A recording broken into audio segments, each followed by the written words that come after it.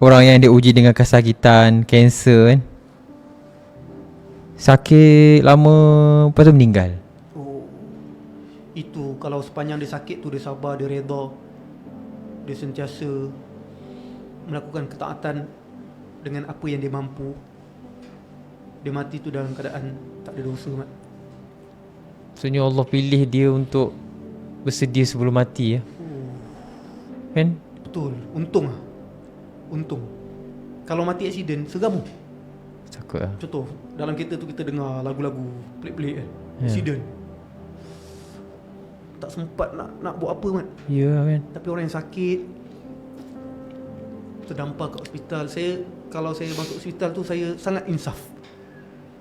Tengok diorang terbaring, kesakitan, kena cocok. Saya sedih, saya takut.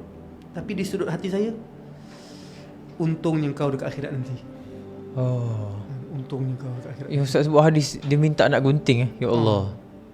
So bila saya baca cerita Cikgu I kan, Cikgu I yang dia Yang sakit meninggal sampai tu antara orang yang dia redha betul dengan ujian dia. Dia dah level syukur dengan ujian. Dan kematian dia tu kematian yang menghidupkan.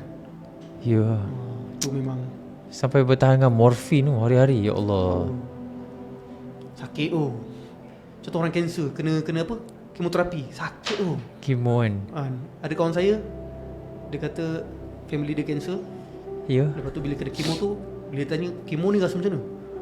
Rasa macam terbakar satu badan tu. Uish. Saya pun tak dapat bayang. Aku rasa macam terbakar Bila cucuk benda tu masuk, ubat tu ya. tak dapat bayang.